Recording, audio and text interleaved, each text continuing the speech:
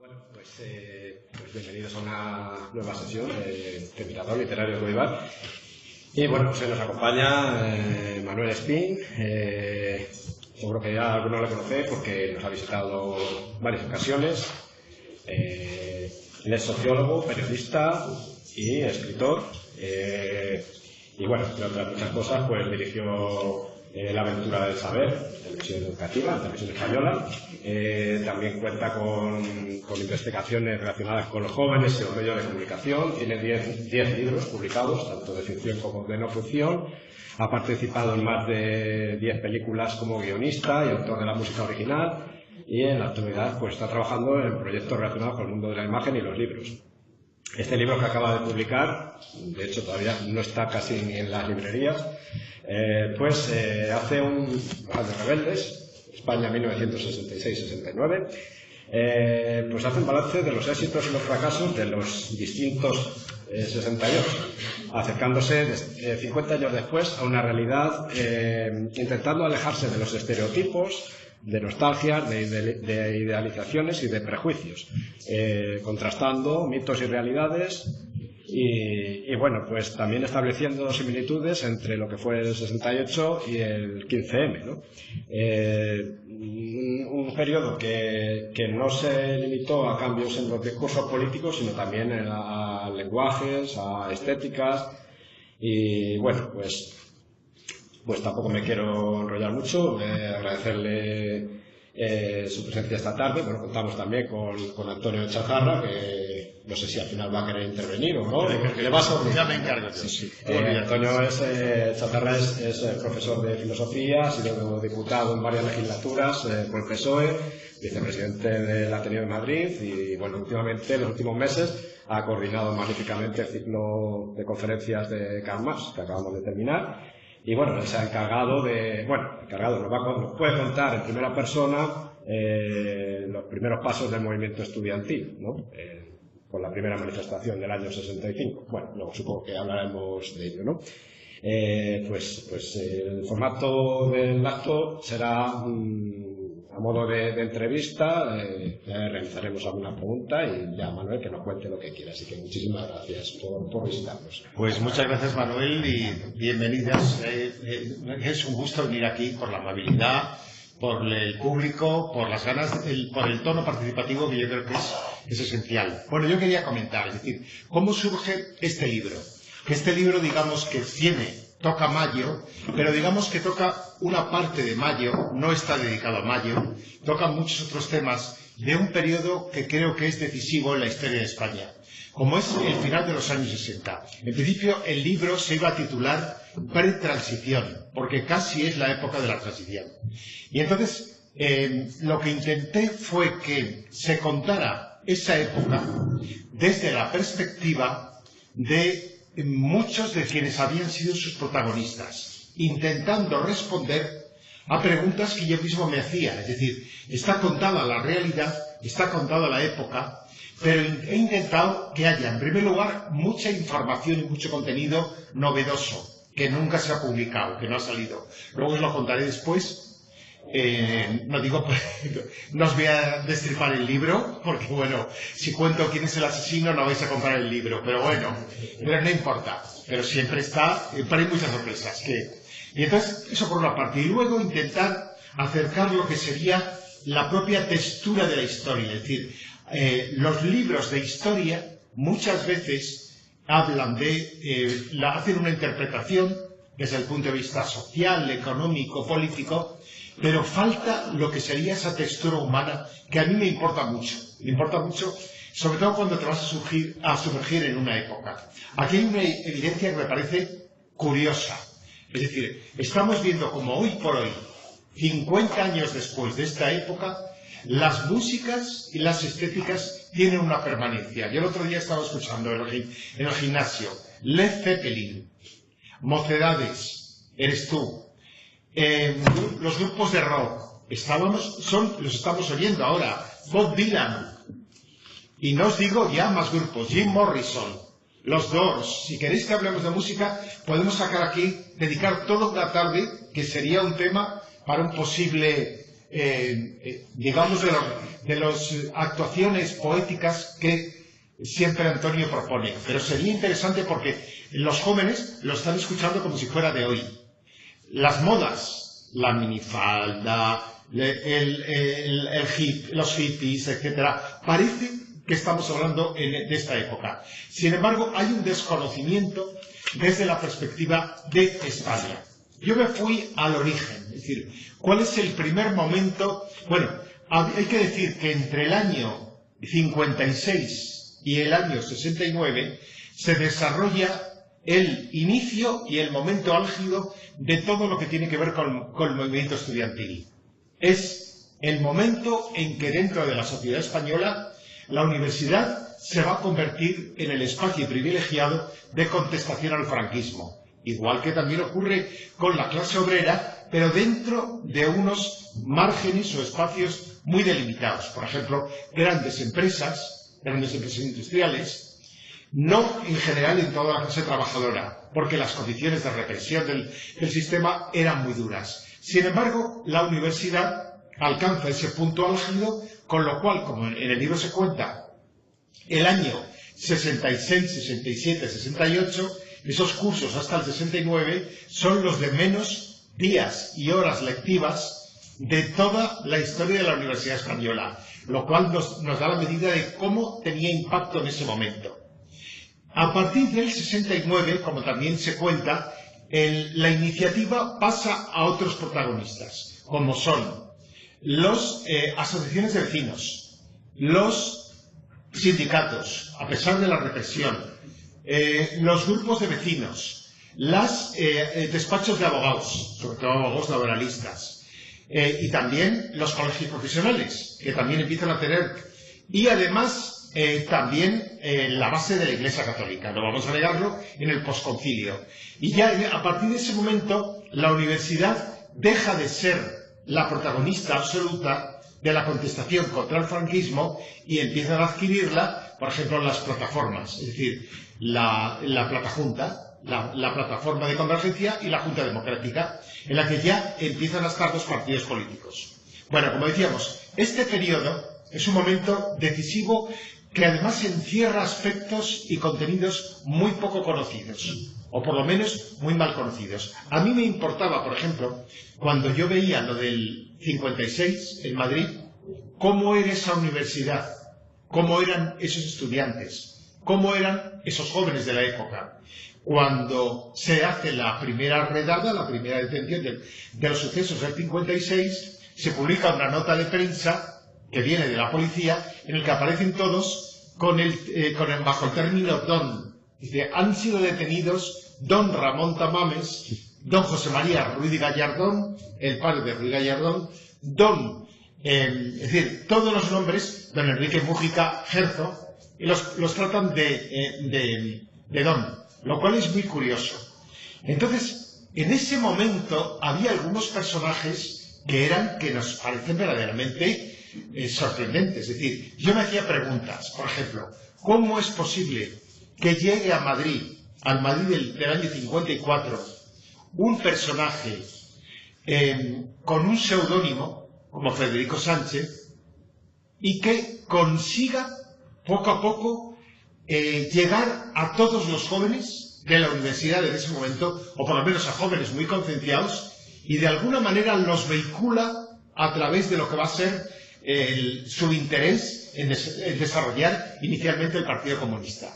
¿Cómo llega? Pues lo primero que hice fue entrevistar o buscar el testimonio de algunos de esos jóvenes. Por ejemplo, Matesán, Juan Antonio Matesán, que vivió esos momentos y me ha contado en el libro muchas cosas. Por ejemplo, me dijo que Jorge Semprún, que no le conocía por ese hombre, llegó a través de un cineclub, de una tertulia de amigos del cine, en la que inicialmente se hablaba del cine, era el pretexto, pero en el fondo las actividades culturales lo que estaban buscando es una cercanía al espacio de la política.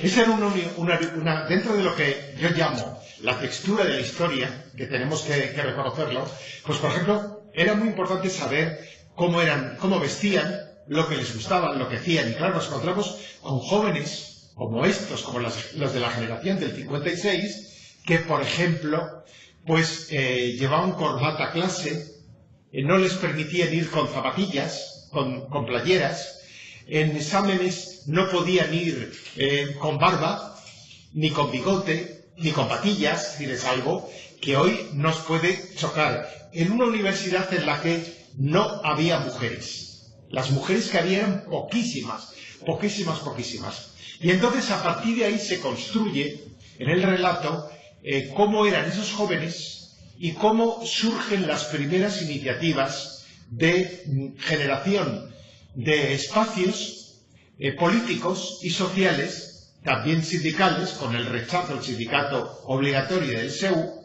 en los que van a empezar a actuar lo que van a ser los partidos políticos. Por ejemplo, la agrupación socialista universitaria se crea espontáneamente en un día, es decir, que no solamente era el PC efectivamente era hegemónico, pero también había una presencia ya inicial, un interés por parte del PSOE también, por lo menos de un espacio interior.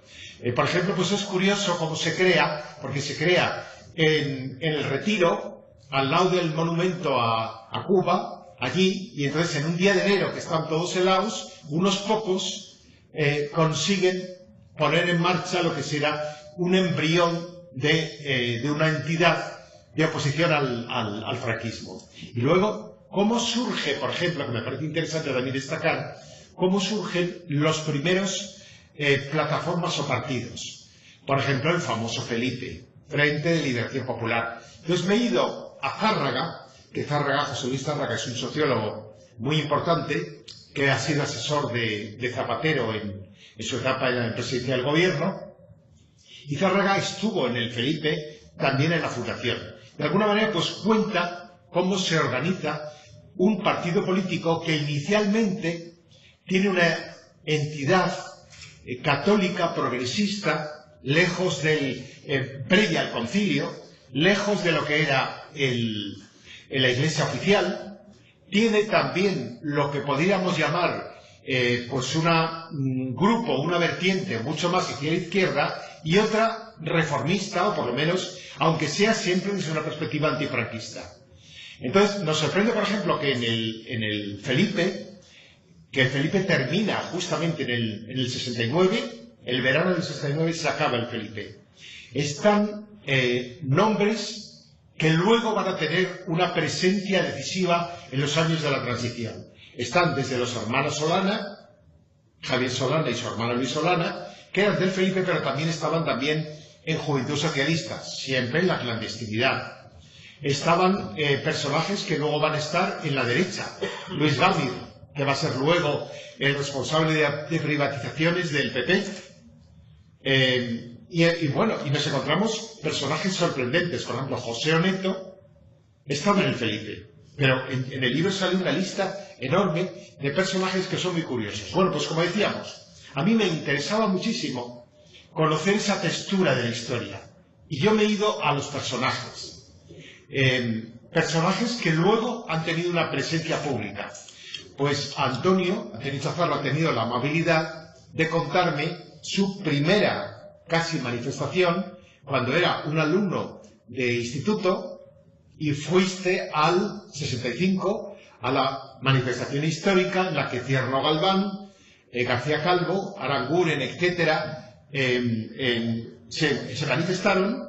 Evidentemente no les dieron palos porque eran los catedráticos, pero luego después los echaron. Después te voy a preguntar que me cuentes más cosas de las que cuentas. Llegas a contar cosas como, por ejemplo, ibas porque tenías una amiga así, que de alguna manera pues te había...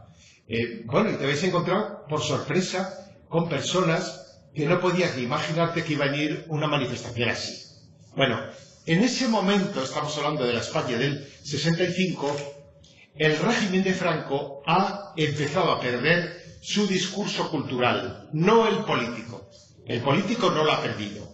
El cultural sí, porque digamos que sectores muy importantes como son la universidad, estudiantes, mundo de la cultura, artistas, etcétera, han dejado de creer en ese discurso inicial del franquismo que venía del pasado, apoyado sobre todo en lo que era el discurso guerra civilista. Es decir, el haber vencido en una guerra civil parecía que le daba derecho.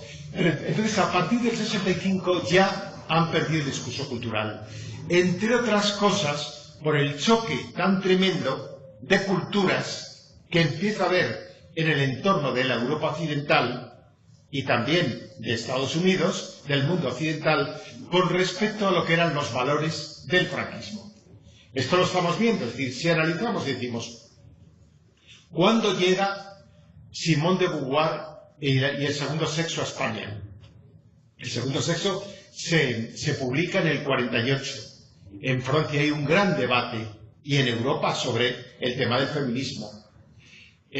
Todo eso se discute y sorprendentemente de Simone de Beauvoir no se puede hablar, porque de Sartre tampoco, porque en el 45 habían pedido la intervención del régimen español, es decir, literalmente la eliminación del régimen español. Y entonces están en las muchas listas negras que hay, y entonces del segundo sexo no se puede hablar. La única reseña, fijaros qué cosas, la única reseña que aparece es alguna referencia que aparece en una revista del Instituto de Estudios Políticos, o sea, de la Falange, en la que se hace un pequeño comentario sobre ese libro que ha salido en Francia. Hay que suponer que esa revista la leerían pues 20 o 30, nada más. Pero bueno, da una medida y nos encontramos con que en ese momento, estamos hablando de los 50, ni siquiera se puede publicar las obras de Sigmund Freud. Es decir, Freud se empieza a publicar al final de los 60, ya con la ley de prensa, y pueden salir algunas obras de Freud. En los 50 no, porque el discurso cultural absolutamente hegemónico es el de la Iglesia Católica. Una Iglesia Católica como la de Pío XII, muy conservadora, totalmente conservadora. El poder de la Iglesia Católica en los 50 es muy superior al de la década anterior de los 40. Entre otras cosas porque el régimen de Franco se agarra a la Iglesia como su tabla de salvación y de supervivencia. Eso es claro. Yo, por ejemplo, y esto va a ser de otro libro posterior, por ejemplo, he encontrado como, fijaros lo que es que en los años 50, en la década de los 50, la Iglesia Católica controla el 25% de las salas de cine. Eso es tremendo, tremendo. Fijaros qué circuito. Por lo cual, en esa época, es cuando se hacen la mayor parte de las películas pseudo-religiosas de biografías de santos. La Señora de Fátima, Molokai, todas las que conoceréis, todas las biografías de santos, todas que nos parecen hoy ridículas, pero que en aquella época se hacía la guerra de Dios, es decir, el beso de Judas. O sea, hay una lista enorme que corresponden a esa época. Ese es el discurso que predomina. En los 60 no. En los 60, el 65 lo han perdido. ¿Lo han perdido por qué? Pues porque ha irrumpido, sobre todo lo que tiene que ver con la cultura del rock, del pop, de los jóvenes, y eso tiene en España un choque más brutal que en otros países. Es decir, en Inglaterra lo ha tenido, porque la sociedad británica de los 50 es una sociedad todavía muy conservadora. Pero sin embargo, es una sociedad liberal en la que hay partidos políticos que se pueden organizar y que pueden funcionar sin ningún tipo de limitación, y hay unas elecciones. Gobierne el Partido Laborista o el Partido Conservador, pero están ahí. Y intelectualmente no hay la censura como la que había en España. Por lo cual el choque es mayor. Luego hay otro elemento, como es el elemento en la transición dentro de la propia Iglesia Católica. Es decir, el Concilio Vaticano II tiene en España mayor impacto que en otros países, sobre todo por el punto del que se parte. Se parte de un episcopado absolutamente vinculado a las señas de identidad de la guerra civil. Son los obispos de la cruzada, entre comillas lo de la cruzada, son los obispos que han salvado al régimen, porque realmente quien salva al régimen es la Iglesia Católica de Pío XII. Eso está clarísimo. Es decir, la primera manifestación de masas grandiosa del franquismo no es la llegada de Eva Perón. yo lo digo porque es otro tema que estoy preparando, sino que es el Congreso Eucarístico de Barcelona, del 52. El Congreso Eucarístico de Barcelona, fijaros que es la mayor consagración de sacerdotes de la historia de la Iglesia Católica. Se consagran 2.000 sacerdotes juntos, acuden 200 obispos. Y claro, esa es la tarjeta de presentación para que el régimen de Franco logre traspasar al exterior que no es lo que se está diciendo que realmente es, que es así, que es una dictadura fascista, aunque disfrazada iba a decirse, de discurso nacionalista católico, que eso es el momento de eso. Bueno, pues esto, en el 65 ha habido un choque brutal, total, porque la Iglesia Católica, hay que decir que el episcopado español en el Concilio Vaticano II tiene una actuación realmente desastrosa, porque es antiguo, se ha quedado viejo.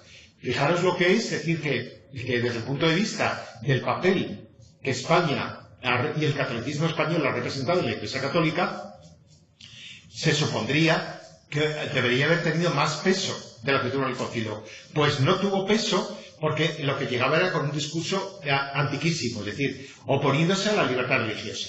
Es decir, cuando empiezan a discutir el tema de la libertad religiosa, los obispos españoles, no todos, pero casi todos, se oponen a la libertad religiosa. Con lo cual chocan con otros obispos. Incluso hay un hecho que yo lo cuento en el libro también, de alguna manera aparece y se menciona, que es que inicialmente, por parte de sectores del catolicismo italiano, que ya estaban muy avanzados con el tema del concilio, se quiere pasar a firmar un manifiesto en el que se condena el régimen de Franco. Lo cual me parece, eso no se conoce, es un tema del que no se ha hablado. Y entonces el embajador español, Alfredo Sánchez Bella, lo prohíbe radicalmente.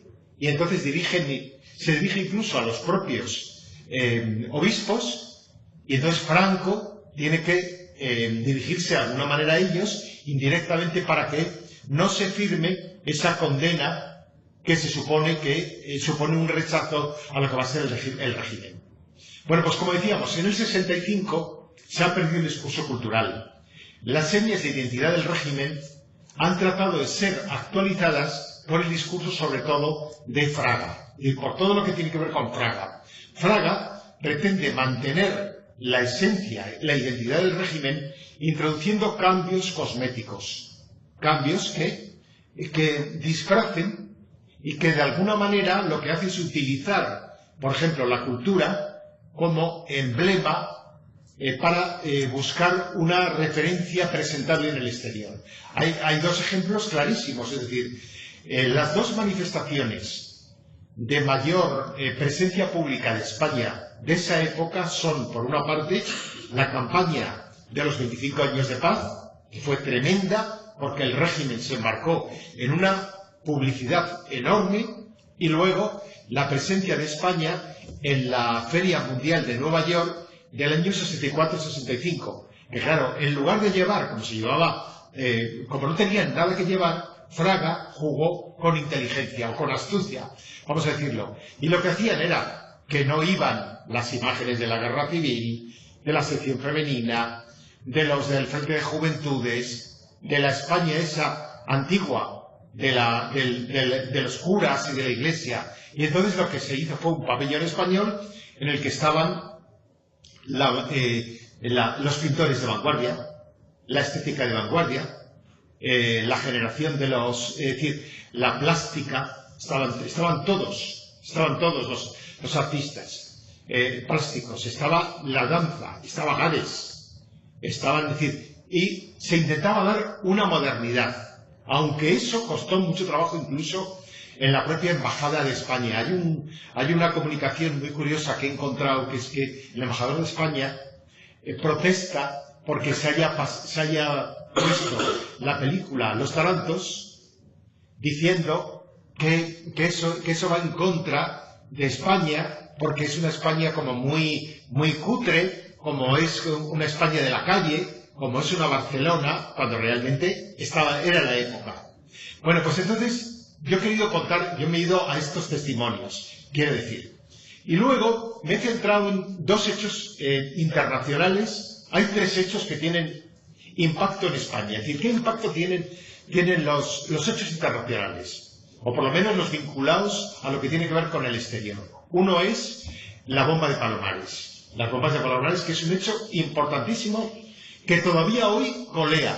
Todavía hay colea porque todavía están delimitados esos terrenos que Estados Unidos tiene que terminar por llevarse todas las tierras contaminadas, y que no olvidemos que las bombas de Palomares son el accidente nuclear más grave en tiempos de paz.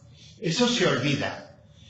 Si nos acercamos a lo que fue realmente, a mí me ha parecido algo que te pone un poco en carne viva también con respecto a lo que era la época. Por ejemplo, sabéis que no se le llama a las bombas de Palomares, nunca se dice que eran bombas nucleares. Se le llama, aparece en la prensa, fijaros, un hecho como ese, que aparezca 3 o 4 días más tarde. Es decir, ABC lo publica 4 días después, lo cual hay que suponer cómo funcionaba la censura. Fijaros, si hay un roce con un choque entre aviones militares en cualquier territorio, no ya de España, sino cercano, al día siguiente salen en primera página de todos los medios, y no digo las televisiones y las radios. Bueno, pues aquí sale 3 o 4 días después. No se le llama accidente nuclear, no se dice nunca el tema nuclear. Se tarda mucho en empezar a hablar del tema nuclear. Se habla de alcances entre 2 aviones. Se alcanzaron 2 aviones, se produjo una colisión entre aviones, y aparece todo muy disminuido. Voy a decir, no se cuenta realmente. Tampoco se dice lo más grave de todo, que es que con las labores de intervención que hicieron los norteamericanos, el papel de la policía, del papel de la Guardia Civil era lamentable, no por culpa de la Guardia Civil, sino por lo que era en ese momento el país. Es decir, pensar que estuvieron sin equipos, actuando como podían, desconociendo qué era realmente lo que ahí estaba ocurriendo. Es decir, una exposición gravísima por parte de la Guardia Civil. Luego ya, si seguimos y vemos las indemnizaciones, es verdaderamente vergonzoso que el propio gobierno reprima las reivindicaciones de los damnificados españoles. Ahí surge el tema de la manifestación, la marcha, el intento de marcha, un año después, encabezado por la duquesa de Medina Sidonia, la famosa duquesa roja, cuando intentan llegar a Madrid para protestar con eso. No protestaban contra España, sino era contra la embajada norteamericana. Y entonces la detienen. La duquesa de Medina Sidonia tiene que marcharse después al exilio, toda la historia esa que todos conocéis. Está en la cárcel, etc. Bueno, pues esto me recuerda mucho el tratamiento mediático con el que representa, yo en el libro también se le dedica un capítulo al final, el caso Matesa, que estalla sobre todo en el 68-69. El caso Matesa supone el primer enfrentamiento a la luz pública entre las dos familias principales del franquismo. Por una parte, la del Opus Dei, que está ahí, y por otra, la de la católica, la de la Falange. Digamos que están ahí, chocando. Y entonces, dentro de esa situación, se produce dentro de la ley de prensa, la primera vez que en la prensa se puede decir algo y se puede criticar a algún ministro. Que además esas críticas surgían desde el sector azul, desde lo que era la Falange. Fijaros lo que es que se pida la dimisión de un ministro en el franquismo, por parte de un diario o de una revista falangista como era ST, que se llamaba así, que era una especie de revista que imitaba pues lo que eran Tiempo, Tribuna, El Siglo, etc. Las revistas semanales, estas que cada día hay menos, ¿no? Pues, y entonces lo que he encontrado es que, por ejemplo, nunca se le llamó al caso Matesa, es que estoy diciendo el caso Matesa, hay dos palabras que no se utilizaban, era corrupción. Corrupción no existía. En ningún momento el caso Matesa se presenta como un caso de corrupción. Se dice que es el caso, claro, imaginaros lo que es difuminarlo bajo una terminología completamente aséptica, muy suave, que apenas tiene ninguna importancia. Bueno, pues luego, uno a uno, lo que he querido hacer también es buscar claves de lo que habían sido los impactos de hechos exteriores dentro de España. Empezando por Mayo. Mayo tenemos a Paco, que es autor de un libro monográfico sobre Mayo del 68 en España, que, bueno, pues podéis leerlo y lo tenéis también, que lo toca de una manera monográfica. Yo me he ido, sobre todo, al impacto del Mayo en lo que era la universidad del momento y los vínculos entre Mayo en España y el Mayo en el exterior. Aquí hay un hecho evidente, que es que, por ejemplo, la reivindicación de los estudiantes de Madrid y de Barcelona, sobre todo, era una reivindicación de un sindicato democrático, que venía ya de mucho tiempo atrás, cuando lo que se trataba era de que el SEU desapareciera, porque el SEU formaba parte de lo que era un sindicato vertical. En ese momento ya el SEU ya era una especie de muerto viviente, pero sin embargo se prohibía el sindicato democrático de estudiantes, porque rompía lo que era toda la estructura de hegemonía sindical que estaba aplicando el sistema, el verticato, el sindicato vertical. Bueno, pues entonces, en ese momento los estudiantes de Madrid y los de Barcelona tienen una reivindicación inmediata, como es que se puedan constituir sindicatos en los que los estudiantes pueden elegir libremente a sus representantes. Eso es lo básico. Aparece el impacto de Mayo. Mayo llega muy tamizado, muy tamizado. ¿Por qué? Pues porque la censura actúa de manera muy severa todavía, pero sin embargo, como ya la televisión ha empezado a partir del año 65-66, ha dejado de ser un medio del que solamente podían disponer las personas con mayores recursos. Es decir, la televisión, desde el 56, que llega a España, hasta el 65-66, es un producto de consumo elitista que llega a sectores que tienen una disponibilidad económica, que no llega a la clase trabajadora todavía. Es la época en la que Fraga crea los teleclubs. Los teleclubs, porque la televisión se podía ver en esa época, sobre todo en los pueblos, en un centro parroquial, en un ayuntamiento, que tenían la posibilidad de poder comprar y poder montar un televisor. Normalmente para ver partidos de fútbol. Partidos de fútbol que además se veían con 3 cámaras. Es decir, si hoy alguien viera un partido de fútbol con 3 cámaras, es que se tiraría por la ventana. ¿Por qué? Pues porque de ver un partido de fútbol como se ve ahora, con Steadicam, con 300 o 400 puntos, con todo el limitado, a verlo como se veía antes, con 300, con 3 cámaras, pues sería algo verdaderamente lamentable, terrible. Bueno, pues la televisión en España, cuando realmente empieza a ser popular y arranca y llega a las clases populares, es a partir del 65-66. Acordaros los que erais muy niños, muy pequeños, lo que veíais. Yo veía, pues un poco más tarde, pero en el 70 o por ahí, 71 por ahí, pues era lo del locomotor y el capitán Tantán, etc. Los Chiripitifláuticos, que eso ya es del 70, 71, 72, 73, pero que llegan incluso hasta casi la transición, donde ya llegan otros. Eso era un poco lo que veíamos. Pero sin embargo, ya en los 60, ya había imágenes que se transmitían, es decir, no se podía negar que había una imagen de que algo estaba pasando en París, y que llegaba ahí, y que estaba ahí. Aunque la intención no fuera inicialmente reproducir lo del Mayo francés aquí, porque era imposible y porque además se luchaba por otras cosas. Yo me he ido, por ejemplo, a buscar el testimonio del estudiante que los estudiantes de Madrid enviaron como delegado a que se enterara qué era lo que estaba pasando en mayo del 68. Es un estudiante que era estudiante de ingeniería aeronáutica, Carlos Alonso Zaldívar, en ese momento militante del Partido Comunista, luego asesor de Felipe González y posteriormente embajador de España en Corea del Sur, Cuba y algunos otros países. Fijaros los cambios que dan.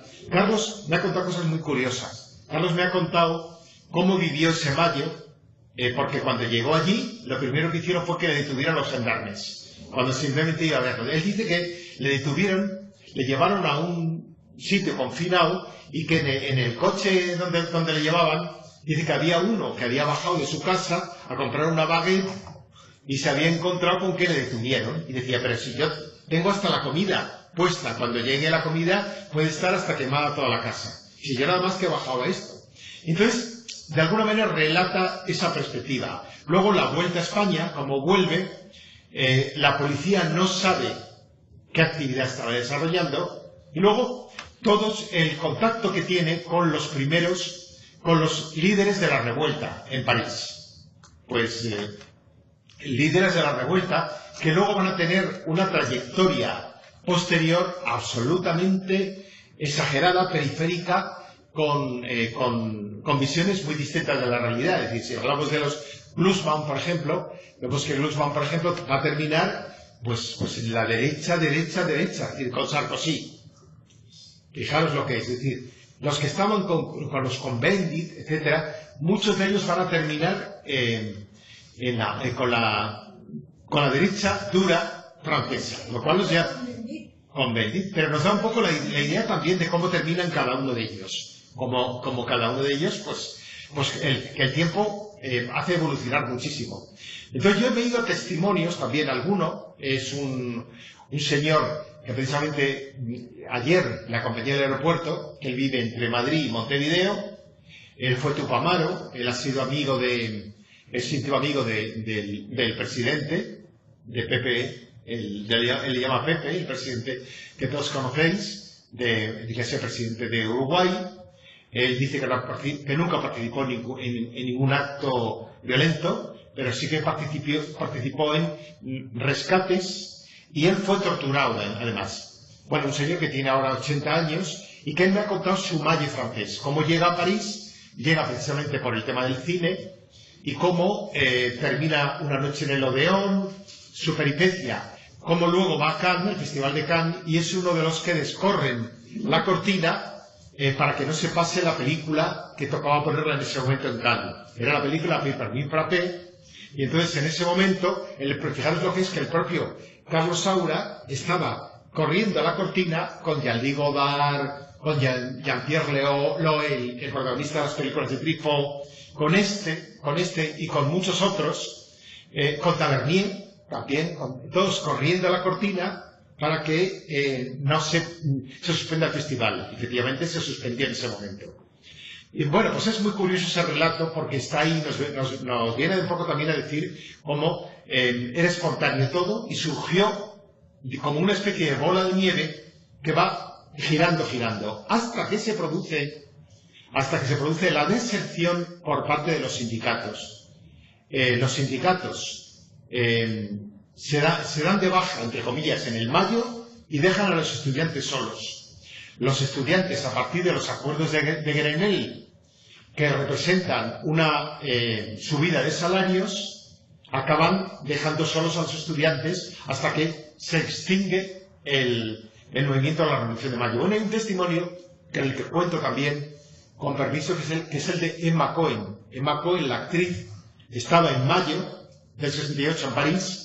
Ella escribió todo un diario de lo que era ese mayo, de lo que era su visión personal, y cuando vuelve a Barcelona, ella era hija de un matrimonio de abogados muy de derechas. El padre había sido concejal en el Ayuntamiento de Barcelona, y ella, cuando la expulsan de Francia, la madre tiene que ir a recogerla, vuelve a Barcelona, y en Barcelona regaña de nuevo con sus padres porque las padres le echan una bronca. Y entonces se encuentra, en ese 68, también se encuentra en el libro, lo cuenta Jordi Grau, el director de cine, Jordi Grau se la encuentra a ella con 2 chicos en la calle Muntaner de Barcelona durmiendo en la calle. ¿Sabes lo que es durmiendo en la calle? Entonces él la consigue un papelito, nada, simplemente que aparezca en la película que va a hacer a cambio de que la paguen 10.000 pesetas. Y con 10.000 pesetas, pues bueno, unos días se puede apañar hasta que los padres la perdonan para que vuelva a casa. Pero bueno, imaginaos lo que son las historias cotidianas centradas en este momento. Luego, ese impacto me parece que es interesante, pero también he querido ver otros impactos, es decir, ¿qué pasó con el mayo, del que se habla muy poco, se sabe muy poco, el mayo alemán y el mayo italiano? Sobre todo es un mayo milanés, porque en Roma no tiene apenas trascendencia, pero en Milán sí. El alemán es un alemán muy de estudiantes, no es de clase trabajadora, es todavía menos de clase trabajadora que el de París. Entre otras cosas porque el alemán, los sindicatos alemanes, eran unos sindicatos muy estructurados, pero también bastante conservadores. Es decir, no cambian, no evolucionan. Dentro de una sociedad absolutamente obsesionada por el tema del consumismo, como el de la sociedad alemana de los años 60, ¿no? Entonces, sin embargo, ahí aparecen personajes que luego, con el tiempo, van a evolucionar en 2 sentidos.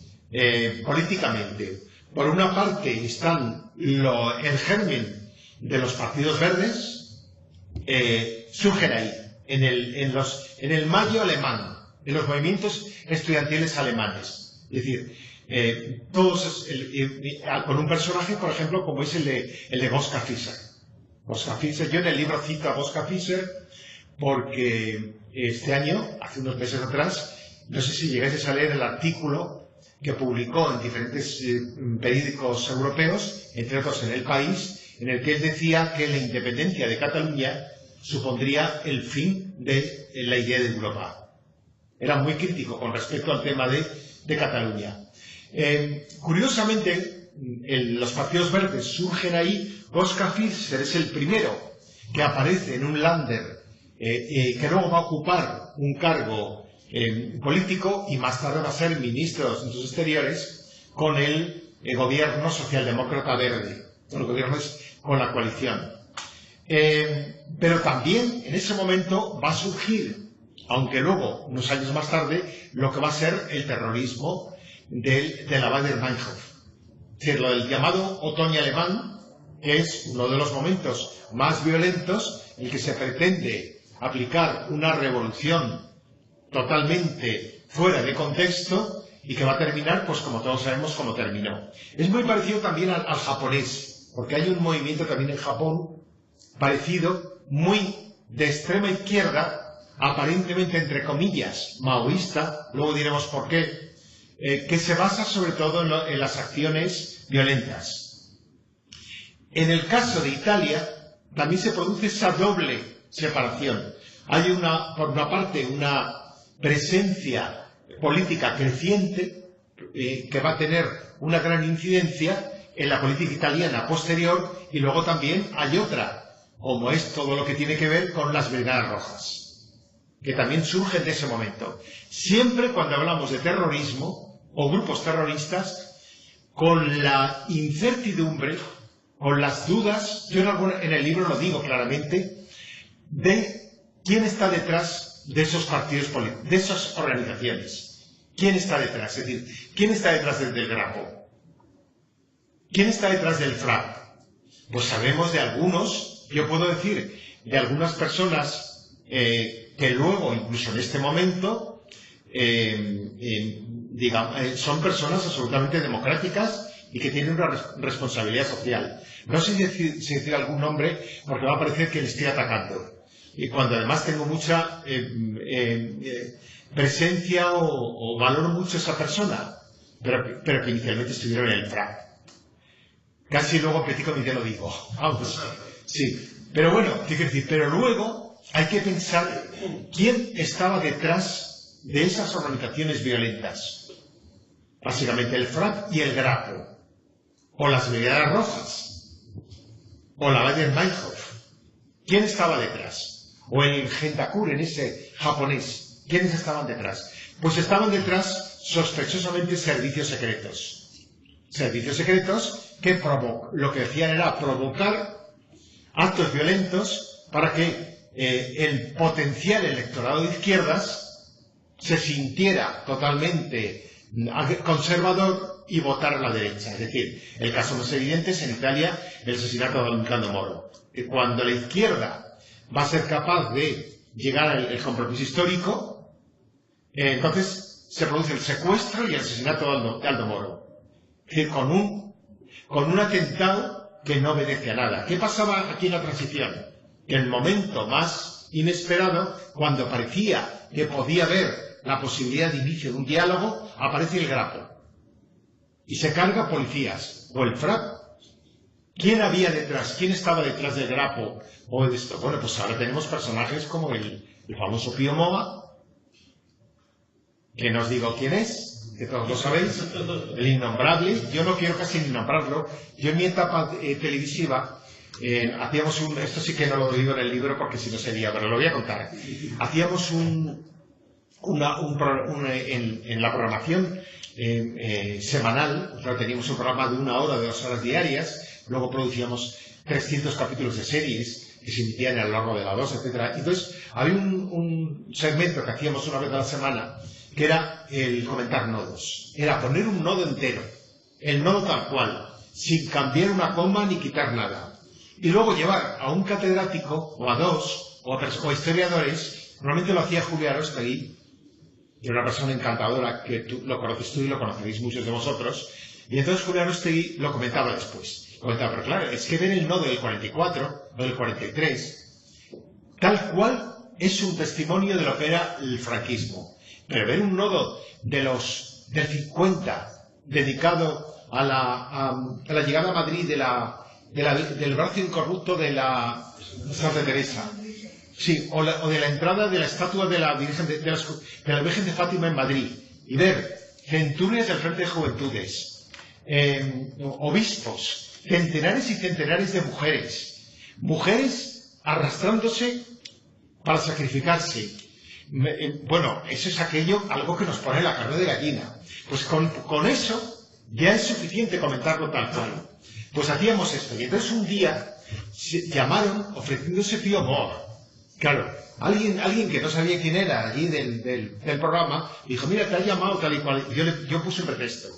Yo le dije, mira, contestan amablemente y dices que nosotros exigimos, el Ministerio y la Dirección de Televisión nos exige que por lo menos tengan una titulación universitaria o superior reconocible. Porque claro, Pío Moa no tiene nada. Pero bueno, quiero decir, a mí con Arostegui, ya un poco antes de morir, nos pilló un día en la Complutense, en la cátedra de Memoria Histórica, cuando apareció un señor que nos dijo que era profesor de instituto y que él era defensor de las ideas de Pío Moa. Claro, le dijimos que por favor, para hablar de Pío Moa, ya se bastaba él solo, que viniera otro señor.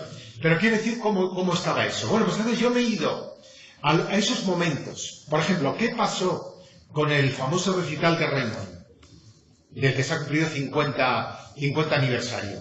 Pues me he ido a los testigos. ¿Cómo se vivió y quiénes lo vivieron? Carlos Berzosa, que estuvo ahí como alumno. Carlos cuenta todo en el libro, cuenta hasta que fue porque había una chica que le gustaba, y que la chica que le gustaba, pues le dijo, mira, va a haber un recital, vamos a ir. Y se encontró que primero se colaron, como la mayor parte de la gente, pero bueno, está ahí. Él cuenta, por ejemplo, lo de la salida, cuando en la salida del recital, la actuación, que es multitudinaria, porque hay 6.000 asistentes, tropiezan con la policía, y como en ese momento la universitaria no había metro, y además no había el paso subterráneo de Moncloa, ese que hay que llegar, se hacía todo por tierra, todos los cruces, pues entonces la policía está ahí a caballo para dispersar a la multitud de estudiantes. Y entonces aparece el coche de la princesa Sofía de Grecia, futura reina. Se encuentra allí en aquel tumulto y el conductor se siente literalmente atemorizado. Berzosa dice que se lo ha preguntado posteriormente a la reina, y siendo reina, la reina Sofía, dice que le ha dicho, sí, efectivamente, me pilló, estuvo, lo vi perfectamente, dice, y no solamente estuve, dice, Dios está todo el mundo, dice, porque me lo dijo Solana, Javier Solana que estuvo, me lo dijo decir, el primer ministro socialista de educación, Maragall, efectivamente, Maragall me lo dijo Solana, me lo dijo, dice, efectivamente, estuvo, y él dice que no le dio miedo. Dice que no, que al conductor sí, que le dio miedo, pero ella no, pero que lo vio todo. Y que claro, entonces bueno, pues se cuenta también un poco cómo salieron esas imágenes al exterior. Imágenes que no tenían sonido, pero gracias a ello, pues de alguna manera también se contrasta esa realidad. He tratado también de impactar lo que eran hechos fundamentales dentro del contexto internacional, como es la invasión de Checoslovaquia. En agosto se van a cumplir los 50 años, como era la no repercusión en España de la matanza de Tlatelolco, de la Plaza de las Tres Culturas, que también se van a cumplir 50 años en México, y que además se van a producir en un momento como son las elecciones a la presidencia mexicana. ¿Sabéis que 50 años después no se sabe el número de muertos que se produjeron en esa matanza? Lo cual nos pone la carne de gallina. Y sobre todo, cómo a partir de 10 años a esta parte han sido las investigaciones que han aportado nuevos datos sobre esa realidad. Del tema de la invasión de Checoslovaquia, pues evidentemente acaba con la primavera de Praga, que es un momento importantísimo, porque es la primera vez que se puede establecer una tercera vía real de democracia, que lo aborda el Pacto de Varsovia y sobre todo lo que es la Unión Soviética. Y luego, también de alguna manera, pues he querido hablar y contar lo que han sido las muertes, los asesinatos de Luther King y de Von Penny, que tienen también mucha repercusión en esa época.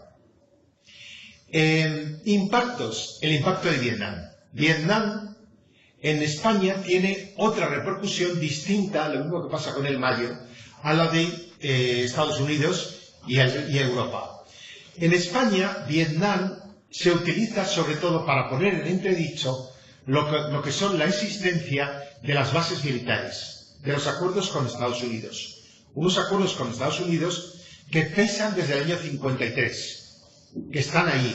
¿Por qué? Pues porque, en primer lugar, suponen un elevadísimo riesgo para los españoles. Es decir, no hay más que pensar, aunque nunca se dijo que las bases, por ejemplo, Torrejón, al lado de Madrid, estaban a tiro de piedras y se hubiera producido un choque nuclear, una guerra nuclear. Incluso el propio Khrushchev avisó del riesgo que suponían bases como la de Torrejón, que estaban allí. Y luego, además, representan el que Estados Unidos mire para otro lado con respecto a lo que es la dictadura de Franco, que está ahí.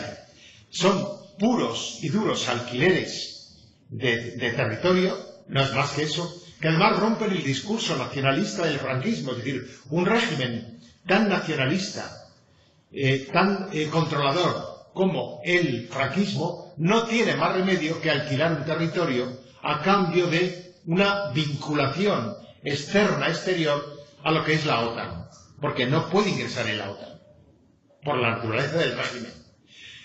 Con Eisenhower tiene una relación de sumisión, pero con cierto modus vivendi, porque además se hace a través se busca el interlocutor en los militares norteamericanos, en el ejército norteamericano, básicamente la Marina, que tiene mucha importancia, con el vínculo con Carrero Blanco. Es decir, lo de Carrero Blanco, el día que pasemos la película, que te voy a invitar a que la veas, cuando se estrene, ya verás qué tiene que ver Carrero Blanco con la Marina norteamericana, con el cine en España, con los rodajes. Tiene muchísimo que ver. Y vamos a ver cómo hay ese vínculo.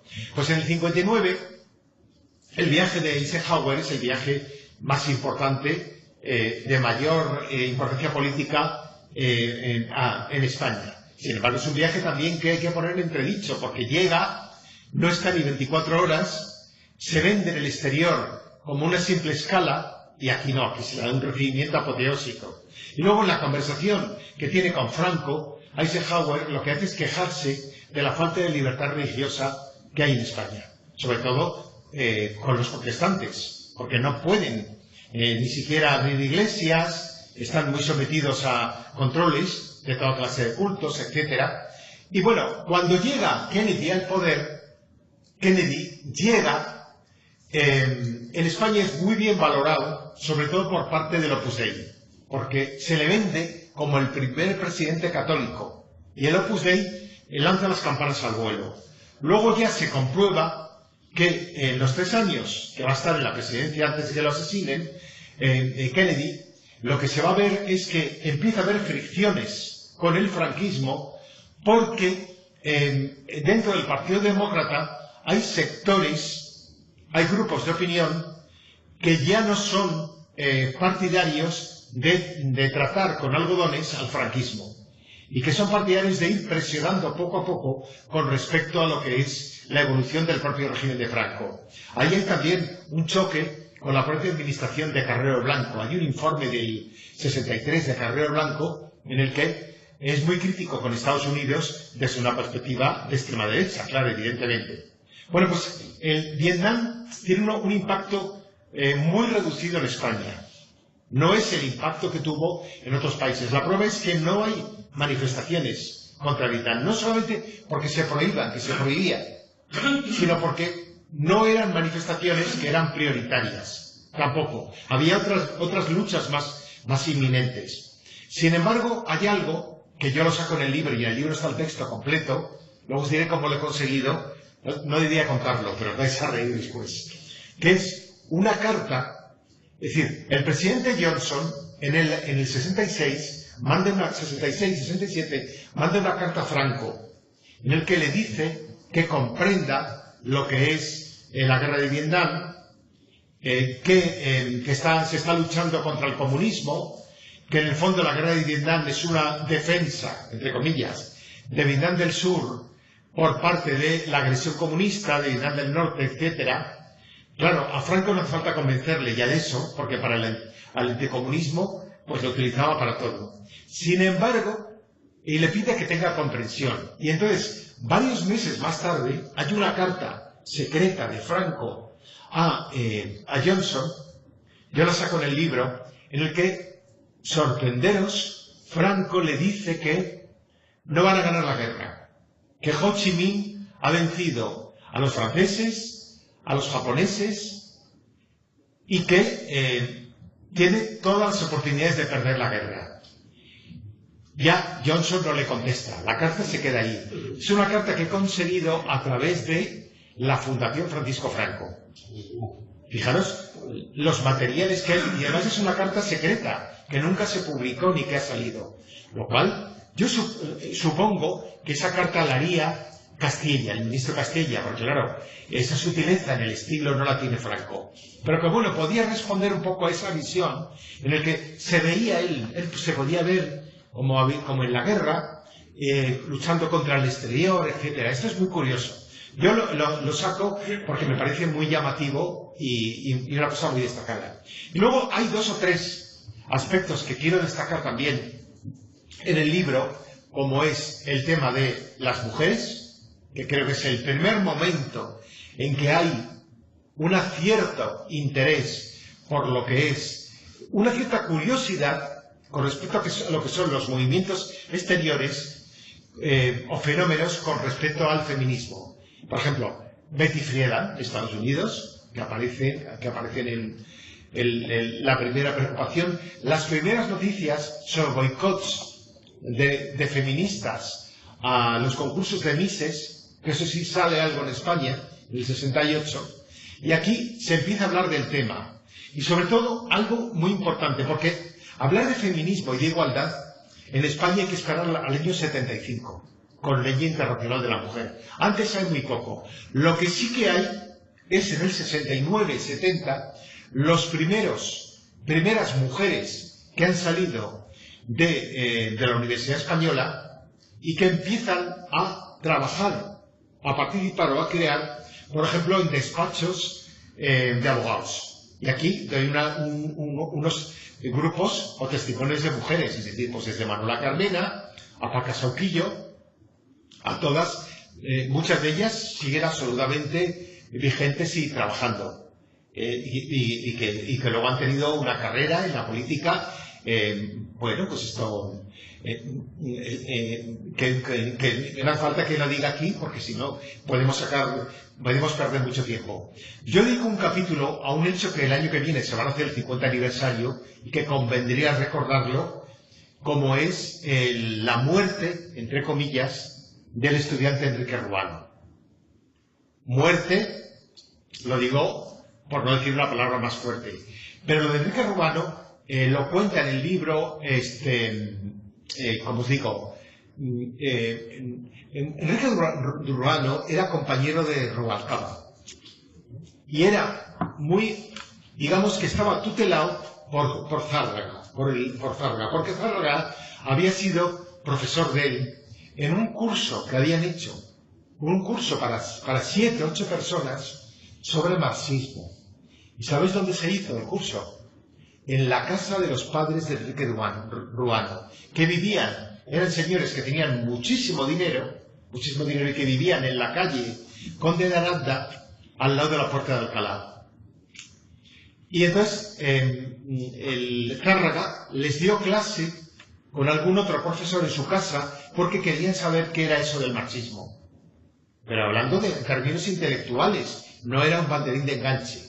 Porque Enrique Ruano venía de las juventudes marianistas, siguió siendo católico, igual que la familia, las hermanas, y se produce lo del alevoso asesinato, que hay que decirlo, en enero del 69, cuando además se provoca toda esa repercusión, ya sabéis la historia, cuando la policía coge el diario de él, un diario que escribe a su médico, no porque tuviera ningún problema, sino simplemente porque como venía de un medio muy rico, pues tenían posibilidades también de que la atendiera un psiquiatra, como era Carlos Castilla del Pino.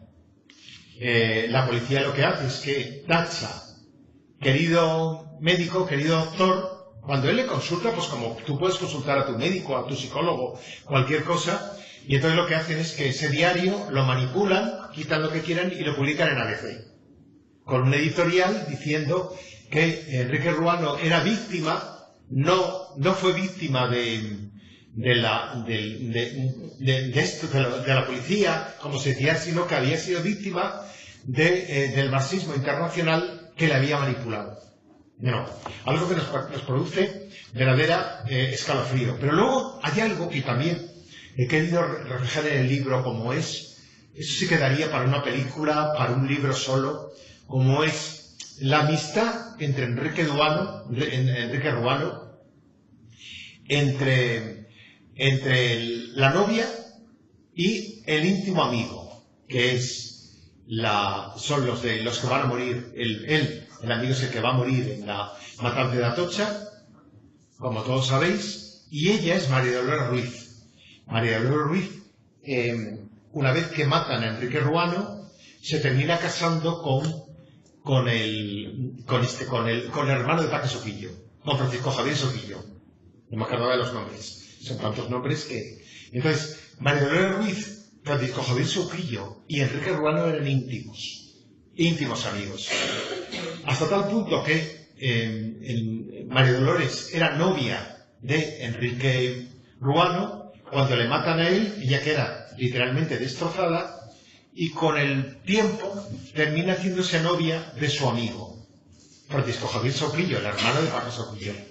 En la matanza de Atocha matan a Francisco Javier Sauquillo y a María Dolores Ruiz le causan unas heridas de las que toda su vida, hasta hace 2 años que murió, va a tener unos padecimientos atroces en todos los sentidos.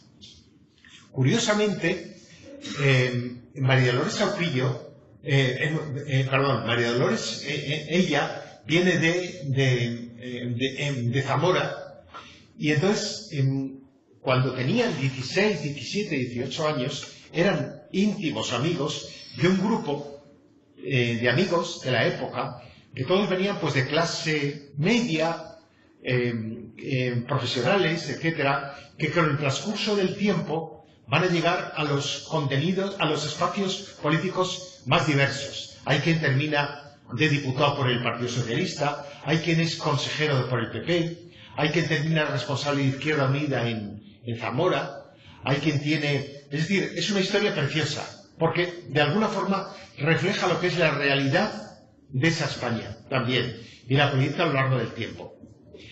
He querido dedicar también un capítulo al tema de lo que es la Iglesia Católica, la evolución de la Iglesia Católica, que es decisiva en esa época, cuando además la mayor parte de los nuevos partidos que se forman a partir del 69, el 70, etcétera, como por ejemplo la ORT, el PT, etcétera, se crean en espacios religiosos. Cuando los movimientos sindicales aparecen en esos espacios, en la base religiosa, y por vez primera además se provoca una amplitud de abanico dentro de lo que es la Iglesia. Recojo algunas opiniones, intervenciones de Tarancón, en las que critica mucho también a lo que era el vínculo ese estrechísimo que existía entre el franquismo y la Iglesia Católica.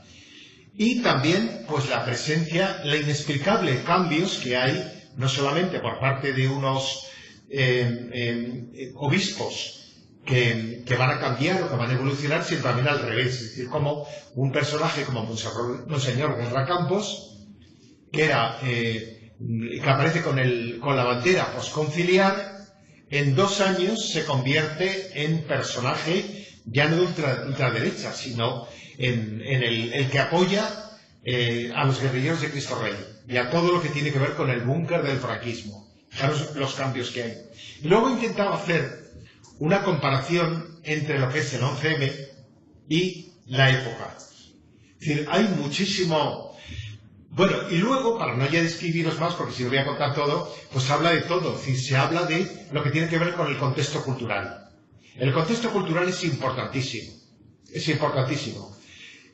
¿Por qué? Pues porque llega, está golpeando a las puertas de lo que es la realidad de los jóvenes españoles de la época, otros discursos que chocan con respecto a lo que es el del franquismo. Hay un dato que me parece escandaloso. Entre 1960 y 1971-72, la censura del franquismo prohíbe 4.700 canciones. Canciones. Pero no me estoy refiriendo a canciones políticas de cantautores, eso lo prohibían ya de entrada, sino canciones pop. Canciones pop. ¿Por qué? Pues porque hay casos ridículos. Por ejemplo, se prohíbe una canción de John Lennon, como es la balada de John and Yoko, simplemente porque en la letra dicen que se han casado en Gibraltar. Y entonces no se podía decir que se casaban en Gibraltar, pero bueno, todo lo que tiene que ver, o sea, pues, ya os digo, lo del Je t'aime moi non plus, que estaba prohibido, que eran no radiables, o cualquier canción en la que se hablara. Es decir, si ahora se aplicaran esas normas, es que se prohibirán todas las canciones, porque estamos escuchando eso de te deseo, te quiero, no sé qué, no sé cuántos, todos, que lo vimos en las canciones de ahora. Pues en aquella época estaban literalmente prohibidas. Es decir, llegar a prohibir, por ejemplo, en los 60, llegar a prohibir lo de ojos negros, lo de apoyado en el quicio de la mancebía, nos demuestra que eran verdaderamente, que eran algo que eran obsesos sexuales. O sea, tener que decirse apoyado en el quicio de la celosía para quitar... Sí, entonces bueno, pues todo eso que nos da risa, nos provoca la risa, forma parte de la época. Entonces, hay un choque entre lo que es una sociedad que está en clara evolución y una sociedad todavía luchando por pugnar, por liberarse de ese momento, de eso que venía de atrás. Os cuento algo increíble que me contó Pedro Amalio López, que fue director de los Estudio 1, etcétera, que ha muerto hace como 5 o 6 años. Yo le conocí de mayor, ya de mayor y todo esto, pero por ejemplo, como que en televisión española y en esta época se prohibían los planos cortos de un pianista. Había un concierto, y un concierto clásico, y aparecía un plano corto de una cámara de un señor tocando el piano. Se prohibieron, porque los censores dijeron que se podía interpretar que unas manos tocando eran de unas manos acariciando el cuerpo de una mujer. O sea que hay que ser obseso totalmente. Bueno, por ejemplo, lo del Conde de Montecristo es increíble. El Conde de Montecristo es 69, pero es la época. Se prohibió el suicidio. Decir que Claro, entonces, si el Conde de Montecristo no se puede hablar de la palabra suicidio, pues tenían que y bueno, luego hay casos, algunos me parecen increíbles. Hay un actor que cuenta una cosa, que es Pepe Martín, que fue el que hizo el Conde de Montecristo, que luego ha hecho muchas cosas después. Y Pepe Martín cuenta como, por ejemplo, estaban rodando, en televisión española había, eso sí que lo sé porque además me he cerciorado de ello, había 3 censores por estudio. 3 censores por estudio. Había el religioso, el político, había uno político, y a veces había uno militar. Pero normalmente el político y el religioso estaban siempre allí. Estaban así que fiscalizaban cualquier tipo. Y entonces dice que estaban rodando con Chicho Valle Serrador un Estudio 1, y entonces los protagonistas eran Mónica Randall y Pepe Martín. Y cuenta que dice Mónica Randall, dice que estaba en la plenitud de su belleza, que llevaba un traje que era una cremallera. Y la cremallera, cuando el censor se distraía, Chicho se la bajaba. Claro, cuando volvía, la subía. Continuamente estaban subiendo y bajando. Hasta que ya, en emisión eran completamente... Y ya llegó un momento en que se llegaron a prohibir hasta los besos. Los besos estaban prohibidos. Estoy hablando del año 65, 66, 67. Claro, eso se lo contamos a alguien ahora y dice, bueno, estás hablando de la prehistoria. Pues no, estoy hablando de la generación de tus padres y de tus abuelos. Bueno, pues, por ejemplo, los besos estaban prohibidos. Y fueron a preguntar a los censores, bueno, ¿todos los besos? ¿Todos? Sí. Dice, pero es que en los besos, por ejemplo, cuando se ve a doña Carmen Polo de Franco besándole la mano, eso está prohibido. Y dijo, no, esos besamanos no. Entonces dice que lo que hicieron fue meter unos planos cortos besando una mano así, que eran absolutamente eróticos, porque era erotismo puro. O sea, eso era. Entonces, eso forma parte de ese discurso de esa época. He querido comparar en qué se parecen el 15M con lo que era la visión de Mayo, con lo que era lo de Mayo. La verdad es que se parecen. La diferencia es que Mayo, los objetivos eran muy en el aire, muy en la estratosfera. No había una intención directa. Estoy hablando de Francia.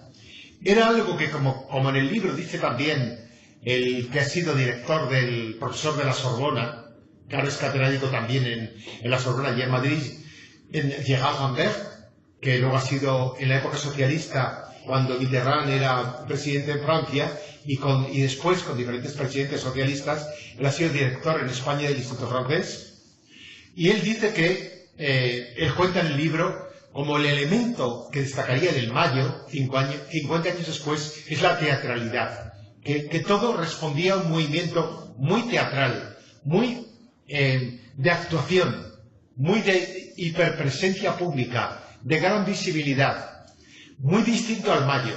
El Mayo, a diferencia, el 15M, a diferencia de lo que fue el Mayo, busca unos objetivos en concreto y busca influir directamente en la política. Influye, eso es evidente, entre otras cosas porque en España se ha producido una crisis que ha provocado unas condiciones de vida tremendas para sectores no ya de la clase trabajadora, sino de la clase media. Un deterioro del estado de bienestar, y eso está ahí. Y entonces pretende directamente actuar y cambiar esa realidad a través de algo que hay que destacar siempre, como es que los cambios políticos, yo lo digo en el libro, los cambios hay que efectuarlos por dos vías: la movilización pacífica, movilización social, cultural, etcétera, y luego otra, a través del voto. No hay otra vía. No podemos pensar, como se pensaba en otras épocas, que había otras vías. Esas son. Y que ahí está la posibilidad de cambiar las instituciones a través del voto y a través del BOE. Estamos estos días en un proceso en el que vamos a ver si se logran cambiar las cosas que no nos gustan del anterior a través del BOE. Eso sería lo más importante. Ojalá se consiga. Sabemos que no todo se va a conseguir, pero bueno, no hay que abandonar las dos vías. La movilización pacífica continua, la presión que esté ahí y, como decíamos, estar presentes con nuestro voto. No vale el que pensemos, digamos, que no vale de nada votar. Como hoy escuchas, sobre todo a muchos jóvenes, y eso es muy lamentable. Esa aparente despolitización de jóvenes, cuando resulta que los que más votan son los más conservadores. Es decir, la población adulta y los mayores de 65 años votan mucho más que los jóvenes. Eso es un tema para reflexionar. Bueno, pues hay muchas cosas en el libro. Bueno, se habla de... se trata de responder a muchos temas. Por ejemplo, se cuenta algo muy curioso, como es cuando llega Serrat a Madrid, cómo llega en el año 67-68, la primera vez que llega, que se pone a cantar, y como canta Canción de Bressol sobre la madre y esto, y empieza cantando como una jota, le pitan en los 40 principales, se ríen de él. ¿Cómo está toda la historia de lo del la, lo que hay la trastienda que hay detrás? Hay mucha trastienda política, y bueno, pues esas cosas son las que intentamos contar en el libro. Yo he hablado demasiado y ahora sí que te voy a preguntar. Es que él me ha contado una historia que está también en el libro, muy interesante, que debes de contarlo. Es decir, tú eres estudiante de instituto, o sea, adolescente, como yo te escribo aquí, adolescente. Y en tu instituto, ¿cómo llegan esos ecos? Es decir, la disidencia. Yo se lo he preguntado en el libro a Sartorius. Sartorius me cuenta cómo él pasa. Digo, ¿cómo es posible que alguien como Sartorius, que es hijo de los marqueses de San Luis, en qué momento él es consciente de que aquella realidad en la que él vive, porque él vive entre la élite, entre algodones, hijo de marqueses, con todos los medios del mundo, cómo toma conciencia de esa sociedad tan horrible como la de una dictadura como la franquista? Lo cuenta él. Pero yo te pregunto a ti, que eres mucho más joven que él, mucho más joven, ¿tú cómo tomas conciencia y vas la primera vez a esas manifestaciones? Bueno, no tiene el menor mérito, porque yo nací en una familia republicana. Mi padre había sido un cuadro en la República Socialista, y en casa fue más educado en una cultura de resistencia. Una de las cosas que yo recuerdo que se repetía mucho en casa es: si llaman a la puerta, antes de abrir, apagar la radio. Imagínate, claro, estamos escuchando canción de horas, antes de abrir, apaga la radio. Y entonces, cuando yo estudiaba enseñanzas medias, yo no estaba afiliado todavía al Partido Socialista. Yo entré a unos años antes, pero tengo el carnet a principios del 69, enero, febrero del año 69, pero el año anterior ya está.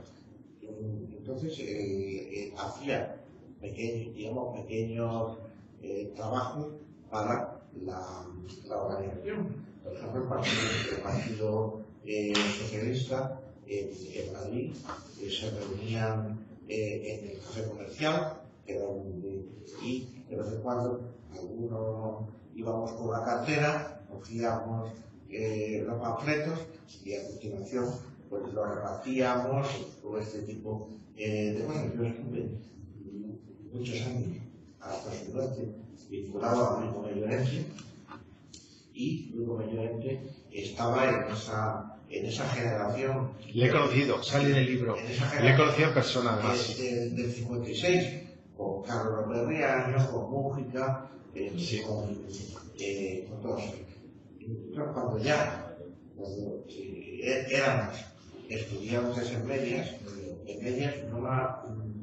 había una gran despolitización en toda la sociedad española, pero había una politización en núcleos muy reducidos. Y yo estaba conectado a Juventudes Socialistas y al Partido Socialista, y por eso tenía esa mayor información, esa implicación, y por eso yo estuve en el famoso recital de Raymond, en la ciudad universitaria, y en la manifestación encabezada por la pancarta con Guillermo Galván, Aranguren y García Calvo. Y quería muy brevemente, pero contar cómo es que hasta nos vinimos a ir a Madrid alrededor del año 65. Y yo soy de un pueblo, bueno, aquí es Lorca, pero nací porque no había hospital, pero soy de un pueblo de la provincia de Murcia, que se llama Airas, un pueblo hoy grande, hoy tiene una pedanía, tiene 57.000 habitantes, y Airas está a 14 o 15 kilómetros de Palomares, donde cayó la célebre bomba, y lo único que iba a contar en un minuto para poder hablar es cómo se vivió aquello. La propaganda, porque uno de los efectos que de esa parte no se hablaba, estoy deseando poner el libro para verlo, pero ¿cuál era una gran manipulación informativa? Que digamos que intentaba mantener la ignorancia y alienaba profundamente cualquier intento. Pero allí se daba la posibilidad, se vivía de una manera distinta. Por ejemplo, una de las bombas cayó al mar y un pescador que ha muerto, Paco el de la bomba, Francisco Simón, que era un pescador de la Jura, bueno, pues echó las redes y trajo la bomba. Todavía, y comentar para terminar dos cosas que me parecen bastante graves. Las indemnizaciones prometidas nunca no son incumplidas. No ha sido indemnizado, y algo mucho peor, que es que los efectos radiactivos de la bomba de Palma de Portimón, y que, por ejemplo, los índices cancerígenos de varios tipos de cánceres en unos kilómetros, 4 o 5 o 10 alrededor, a veces son el 150 o el 200 superiores al resto de España. Y las personas que padecieron la bomba no han tenido la menor indemnización. Y otra cosa clamorosamente incumplida es que prometieron, el gobierno norteamericano prometieron llevarse los suelos contaminados para que pudieran recuperarse los cultivos, y los suelos contaminados continúan. Están vallados, pero están pendientes de ver qué hacen con ellos, que eso lo llevan, lo cual es... Todo va a suponer que dejarlos aquí 40 años. Es estupendo, me parece tu testimonio estupendo, y vamos. Yo tenía muchísimas preguntas preparadas, pero prácticamente nos has ido respondiendo todas, así que... Hay mucho, puede contar aquí, bueno, sí. Dices, una obra que permite entender los suelos de una época irrepetible. Yo no sé si estoy de acuerdo hasta cierto punto con que es una época irrepetible, porque hay muchos aspectos que se están repitiendo. la censura brutal, no sé, el desprestigio de la universidad, por ejemplo, no sé, el papel de la prensa, por ejemplo, totalmente de palmeros, ¿no? No sé, la continua renovación de la guerra, ¿no? Como un pretexto para control de la energía, ¿no? Y por ejemplo, en el sentido contrario, el auge del feminismo y del ecologismo, ¿no? Que también se está dando ahora mismo, ¿no? Entonces, no sé si hasta qué punto te parece que se está repitiendo un ciclo. Yo no creo que se repita. Yo lo que me parece llamativo es que, como se dice en la contraportada del libro, es que es un momento en el que en España se provoca una transición del blanco y negro al color. Porque claro, en una sociedad tan terrible, tan dura, tan oscura, tan hermética, porque claro, ¿no? Tenemos que posicionarnos y ver cómo es la sociedad española de los 50 y de los primeros 60. Es decir, tú apuntabas lo de la radio, eso hay que usar la radio. Si yo le cuento ahora a alguien que en todo el sistema radiofónico español, de todo el franquismo, no, excepto Radio Nacional, ninguna emisora de radio podía ofrecer información.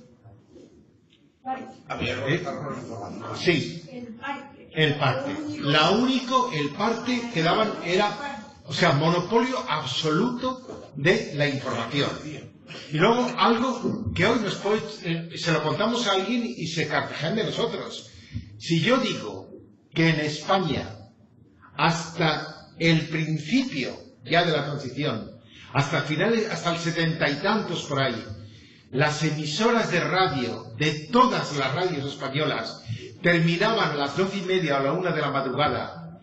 No había sonido de radio hasta las 8 de la mañana, con lo cual había un silencio absoluto, que nada más que había la Pirenaica, Radio Francia Internacional, Londres y alguna por ahí que llegaba, o del este que llegaba por ahí, con interrupciones porque pero que había silencio durante toda la noche. Nos parece tremendo. Decimos, pero ¿y qué país es eso? Y algo peor todavía, que a las 12:30, cuando todas las emisoras de radio cerraban, tenían que cerrar con un "caídos por Dios y por España, presentes", o con el cara al sol. Eso porque era obligatorio. Y que además hay expedientes, los he visto ya abiertos, con sanciones en la época, por ejemplo, a un locutor de radio, decían, los gritos, ¿cómo se dice? Los consignas de rigor han sido expresadas con poca marcialidad. O sea que alguien a la hora de cerrar ha dicho, "caídas por Dios y por España, presentes, caídas por España, presentes". Y le han puesto una sanción por eso. O sea, había que hacerlo con entusiasmo. O sea, con lo cual nos da la medida que lo que era una dictadura absolutamente militar, con un componente fascista presente, con la Iglesia como soporte que estaba ahí. Sí. Yo te quería preguntar una cosa. Hay un asunto, yo no sé si tú lo has tocado en el libro, yo desde luego en el que he escrito yo no lo he tocado, la verdad, que me contó Fernando Rueda. No sé si conoces a Fernando Rueda, sí, periodista que fue sí. Buen Tiempo y tal. Sabes que es experto en temas de servicios de inteligencia. Sí. Entonces él me contó una cosa ya a posteriori, y es que el mayo del 68 francés, aunque no tuvo un gran reflejo social y político en España, sin embargo, los servicios de inteligencia miraron qué es lo que estaba pasando en Francia, qué es lo que sucedió en Francia, porque la parálisis a la que llega Francia en esos 2 meses es brutal, ¿no? Y recomponen, digamos, un poco su estrategia, incluso casi su estructura, porque, entre otras cosas, el mayo del 68 francés provocó un hecho que fue la desaparición, la retirada de Gaulle, del general de Gaulle, de la vida política. Y de alguna manera eso influyó en la perspectiva de la dictadura franquista, porque, bueno, de Gaulle no era un amigo, pero era un general y de alguna manera incluso el general de Gaulle tuvo tentaciones militaristas para acabar con las revueltas del mayo del 68. Entonces, porque tú has dicho otra cosa que también... Sí, yo te cuento de eso. Es decir, es verdad que el mayo del 68 cuando se firman los acuerdos de Grenelle, empieza a decaer, aunque no del todo, porque sabes que en las fábricas y en los no lo aceptan, las asambleas sindicales no lo aceptan, pero bueno, ya empieza a desinflarse hasta que ya a mediados de junio llega la convocatoria de elecciones. Y estas son las dos cosas que te quería preguntar. ¿Cómo pudo afectar el mayo del 68 francés? Si tú lo tienes estudiado, vamos a hablarle en las entretelas de los servicios de inteligencia españoles, y luego también cómo valoras lo que fue el fracaso de la izquierda en las elecciones de junio.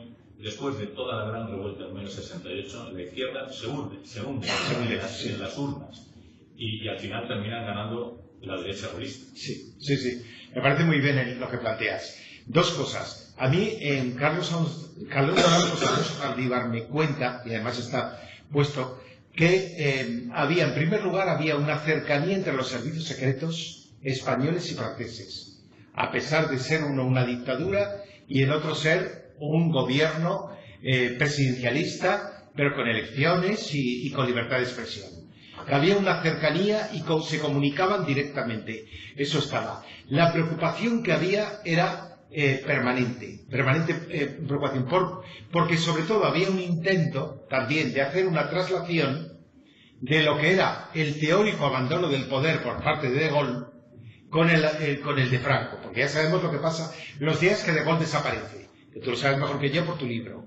De Gaulle desaparece, no está y sabemos que está con él en el cuartel general con el general Massu, que se sospecha que puede dar hasta un golpe de Estado.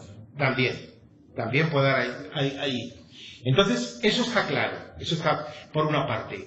Entonces, Franco, yo saco además varias frases de Franco a su primo, que le cuenta a su primo, el director de su gabinete, Francisco Franco, sí, y le dice que admira hasta a De Gaulle, que le cae estupendamente De Gaulle, pero que De Gaulle lo que tiene que hacer es suspender los partidos políticos y meter en la cárcel a los comunistas. Pues eso, ¿qué va a decir? Dice eso.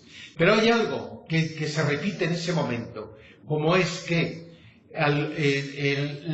la teórica oposición y la pequeña oposición que puede expresarse busca establecer un paralelismo entre De Gaulle y Franco. Por ejemplo, los secuestros de Triunfo y de Madrid.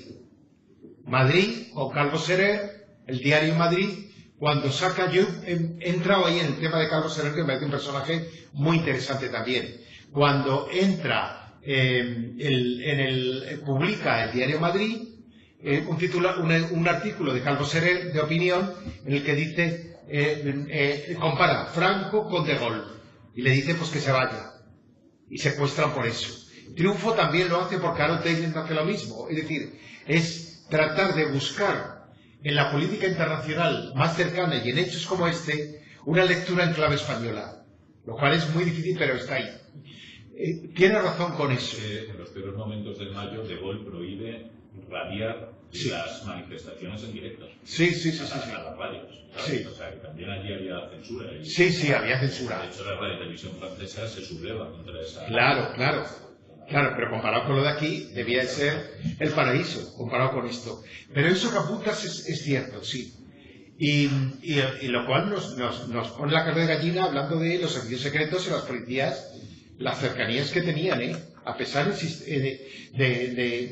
ser sistemas totalmente distintos. Es curioso que cuando viene De Gaulle a Madrid, ya retirado del poder, viene a ver a Franco, porque le invita el hijo de Marañón. ¿Sabéis la historia, no? ¿Sabéis la historia? El hijo de Marañón le invita ahí a su ¿cómo se llama esto? Al Cigarral de Toledo. Y entonces, lógicamente, viene y entonces De Gaulle va al Palacio del Pardo a ver a Franco. Cuando después le pregunta Marañón, bueno, ¿qué le ha dicho? ¿Qué le ha parecido? Tal y cual. Franco, ¿qué le ha dicho? Tal y cual. De Gaulle, que no era tonto, le dice, el salmón exquisito. Y no habla de nada. Sin embargo, Adenauer en el 67, 2 años antes de Gaulle, cae en la trampa totalmente. cae la trampa. ¿Sabéis cuál es la trampa? Hacerse una foto y grabarse imágenes en el Valle de los Caídos. Lo cual es, poner la carne de gallina, ver allí visitando el Valle de los Caídos a Delaware. Yo te iba a preguntar una cosa. Cuando has dicho lo del gran poder de la Iglesia, yo estuve en la ORT. Sí, pero que surge, se crea además en una iglesia, la ORT. Sí. Y veníamos todos de Acción Católica. De Acción Católica, sí. Y se crearon. Entonces, yo te preguntaría si solo, porque yo veo un trasfondo también violento, porque sabes que has pasado muy por encima de los movimientos que aquí había violentos, y me has nombrado a Terradura, nombrado a la ETA. Neta, que nada más nace en este momento, sí. Es un movimiento violento en Sí. nuestros países. Sí. O sea que no solamente fue la rama que sí que era constructiva, sino que también hubo una rama violenta, que entonces no era violenta, cuando se montó, hasta lo que se extinguió a lo político-militar, no había ese tipo de violencia, pero sí se apoyaban desde la Iglesia Católica movimientos violentos. Esa es mi visión. La tuya, que es mucho más jóvenes, me gustaría... Yo creo que hay siempre un discurso ese de las revoluciones de los 60, la revolución cubana, etcétera, que eso está pesando. La Palestina, que siempre tiene que estar ahí girando y todo esto, pero que no, y está en ese discurso de la vía violenta para la revolución. Pero siempre son muy minoritarios, porque los... El peso de ETA fue muy gordo. ETA sí, porque son, digamos que en el 68, con el primer atentado de ETA, es otro contexto. Y es otra realidad, evidentemente, porque también viene aplicar esos métodos de guerrilla de América Latina a una realidad como la española. Claro, entonces eso es evidente. Lo de Terra Llura es un intento, también que va un poco por ahí. Pero sin embargo, excepto en el País Vasco, con el tema de ETA, tú no puedes hablar de movimientos políticos en el resto de España que busquen salidas por la vía de la violencia. Eso no. Salvo las siglas que están de alguna manera sospechosamente influidas por servicios secretos. Como estamos hablando de Grapo y Frap. Eso yo te lo preguntaba a ti, Sí. que has dicho eso, si la idea que yo tenía de ETA era la otra. O sea, Sí. tenía lo mismo. Pero me has dicho, yo te preguntaba, me has dicho, no, había siempre un movimiento que se aprovechaba de ETA. También en ETA. Claro, y lo que pasa es que ETA tiene otro contexto de nacimiento, porque nace ligado a un espacio, a un perfil absolutamente nacionalista, muy hermético, una sociedad muy cerrada, una sociedad que está anhelando unas señas de identidad que cree que ha perdido, en el que tiene dificultades para la expresión de su cultura, que está muy metida en el espacio, iba a decir, no urbano, que después llega al urbano, etcétera, y que en último extremo va a recurrir a la vía violenta, con el asesinato del comisario Manzanas. Eso es evidente. Estamos hablando, pues eso, de 50 años de ETA. Pero yo creo que yo separaría ETA del resto de los movimientos. Yo separaría, porque ni la ORT, ni la Liga Comunista Revolucionaria, ni el PT, ni ninguno de los partidos pequeños de esa época consideraban la violencia como una salida en absoluto. Es decir, no podemos considerarla. Es decir, lo que pasa es que, claro, el franquismo quería meter a todos en el mismo saco. Claro. Es que ya no le añado ni lo que decías tú de un movimiento detrás que no explota, no. Lo curioso es lo que dices tú, que también, Ricardo, es que venían del espacio católico, sí. Sobre todo. Y luego, y el trasvase, si es que además el Felipe termina por eso. El Felipe termina porque en el 69 esa mayoría católica decide en una reconversión, por una parte hacia el trotskismo, Jaime Pastor, con la ECR, y por otra parte hacia el maoísmo. Pero ojo, yo el maoísmo lo entrecomillo, ya aquí lo digo en el libro, claro, es decir, cuando se proclamaba maoísmo, no sabían lo que era maoísmo. El maoísmo de sacristía. El maoísmo de sacristía, claro. Es decir, yo es que lo que cuentas tú, a mí me recuerda a una señora que conozco que el otro día me dijo que había visto el libro, y me dijo, claro, dice, es que yo te he leído en el libro, y dice, claro, si yo dijera, dice que yo, en el año, no sé qué año me dijo ella, en el año también 72, 73, no, 75 por ahí, dice, y yo dice, yo, ¿qué se me había perdido a mí en la joven guardia roja? Yo maoísta, y dice, si yo ni sabía lo que era. Claro, es decir, pero hay que contemplarlo también en función del contexto de la época. Porque la proyección del maoísmo la tenía en Mayo, es decir, Jean-Luc Godard, maoísta, por ejemplo, se proclamaba maoísta en el Mayo francés. Entonces, bueno, pues es que sabían realmente lo que era, tenían conocimiento sobre lo que era el maoísmo. Yo creo que aquí no hubo mayor de 68. No, aquí no hubo, no, hubo una traslación, no un impacto. Nos quedamos todos Exacto. así como nosotros viendo para allá y digo, ¿eso qué va a querer? Claro. Pero bueno, yo creo que además el año que viene van a venir aniversarios interesantes de analizar. Es decir, lo de Enrique Ruano, ya veis como es un tema que debe de tener un impacto y una repercusión. Porque ya no por los vínculos de Ruano, es decir, yo cuando veía Ruano, compañero de pupitre de Pérez Rubalcaba, en el colegio. Y es que iba a un colegio de élite de Madrid. Al colegio de Pilar. Al colegio de Pilar, claro. O sea que no, eso sí, de folletones, porque los de gachones estaban en otro. Yo he ido a los maristas, perdona. Claro, sí, Tampoco veo en los 70, en niña de los maristas, todo eso, ¿no? Pero yo mi circunstancia era muy peculiar, porque yo, bueno, la voy a contar, ya que estamos aquí en Periódico Mitre. Yo mi circunstancia tenía puntos en común. Yo, la familia de mi madre, en la guerra civil eran prietistas y además habían estado en las administraciones republicanas. Eran clase media, con lo cual yo tenía cierta distancia con ellos. Eran clase media, pero siempre habían mantenido la identidad esta muy de lo que eran los valores republicanos. Hasta el punto que, por ejemplo, mi madre, de niña, se había ido a Francia después del 39, era niña, y habían vuelto después, creo que fue en el 42 o 43, pero parte de la familia se había quedado en Francia. Habían vuelto y se encontraron con algo que es digno, a mí me parece que eso sí que es. Si no fuera porque eso que dicen que es que las películas, siempre hablando de la posguerra, siempre de lo otro, pues claro, es que tenían su primo y su familia, una parte de su familia, que era canciller, el ministro de Comercio de Franco.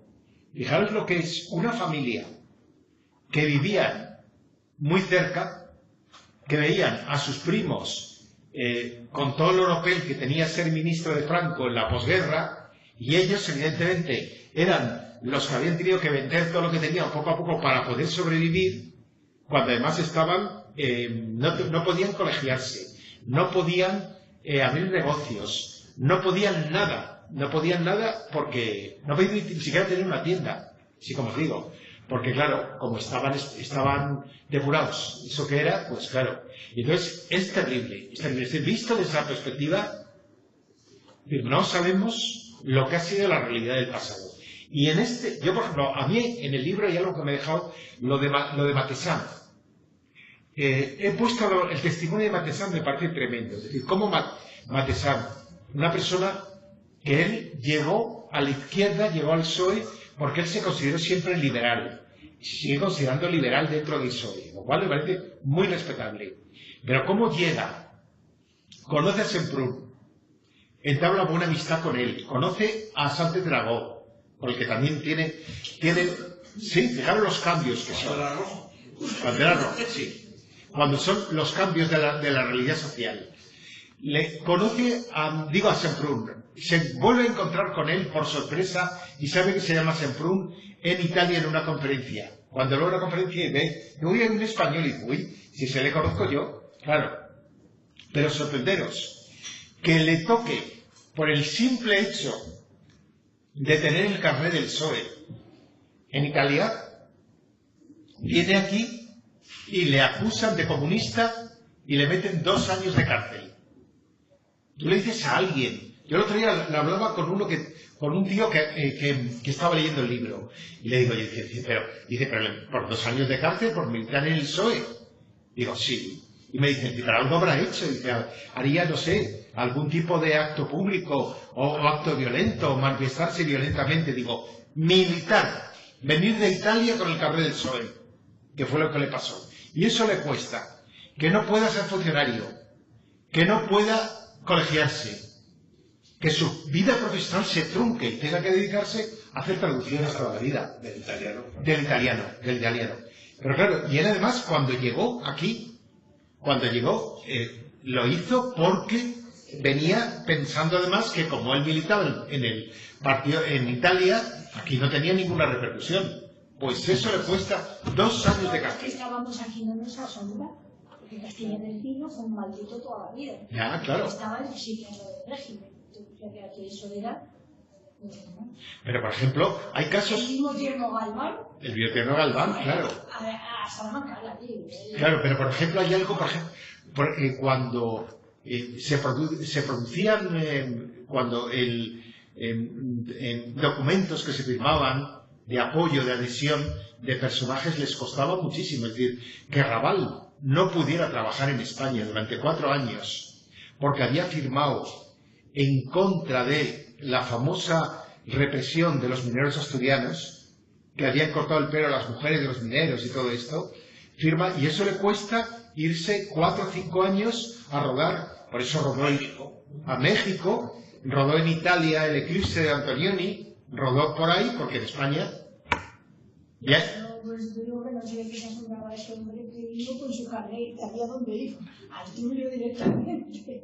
Y hay algo más increíble, y termino ya con esto porque ya veo que vais. Hay algo más increíble, por ejemplo, yo he buscado en televisión española, cuando la famosa referéndum del 66, que sabéis que se aprobó por un 102%. 102%. O sea que fue, ya no a la búlgara, sino se apoyó, o sea que votaron... 102%. Sí. Bueno, pues se prohibió hacer campaña pidiendo el no, lo cual es alucinante. ¿Qué referéndum? Pero lo más increíble de todo es que emitieron en televisión española un programa especial en el que aparecían personajes famosos, todos diciendo, yo voto sí porque amo la paz, yo voto sí por la paz de Franco, yo voto sí.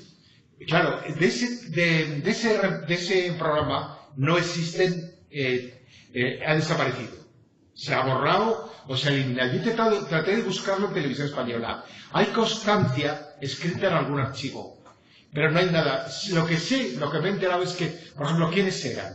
Yo no les echo la culpa, al contrario, porque si no, no trabajaban. Rafael, hasta Víctor Manuel, tuvieron que decir, no tuvieron más remedio. Sí, pero porque no tenían más remedio. O sea, visto ahora...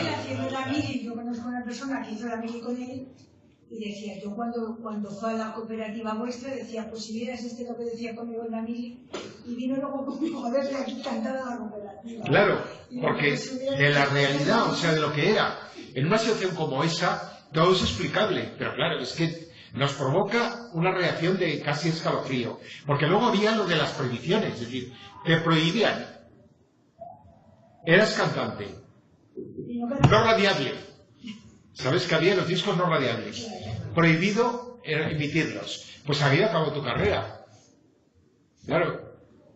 Entonces, se tuvo que ir a México, se tuvo que ir, claro, Sudamérica, tuvo que ir, pero todo es así, todo continuamente, todo. Claro, si nos metemos en esa época, a mí me provoca una reacción de escalofrío, digo, pues es que hay que ver lo que fue. Yo te emplazaría, como te has ofrecido antes, a un día a hablar de la música de los 60, pero yo creo que es un tema apasionante. Yo creo que íbamos a hacer una con los temas. Y el cine. Sí. Genial. Pues puedo contar cosas de todo. Estás invitado, Sí, vamos a hacerlo de Enrique Urbano. Porque Manuel, que es muy modesto, es académico de la Real Academia del Cine. Sí, ahora estoy con este de cine que ya os contaré en otro momento. No, pero podemos hablaremos hablar de cine próximamente, lo próximo. Sí. Y yo creo que Sí. vamos a Voy a traer, ver. voy a hacer una cosa, voy a traer al guionista de La tía Tula, la famosa película, a ver si está bien físicamente porque ya es mayor, y que cuente, por ejemplo, las censuras en La tía Tula, cómo está toda la censura, toda. Claro, es decir, películas muy emblemáticas, así de estas, digo, es que es increíble, o sea, que es que, pues nada, y todo lo religioso había que tocarlo con alfileres, así que nada. Bueno, pues antes de terminar esto, Si queréis ver el libro, en octubre, a que sigamos hablando del mayo del 68 con el libro de Paco Castañón. y de Paco también, sí. Ahí voy a 68. hacerle yo preguntas también. Y nada, pues muchísimas gracias. Si queréis ver el libro, lo tenéis en cualquier librería a punto de venta.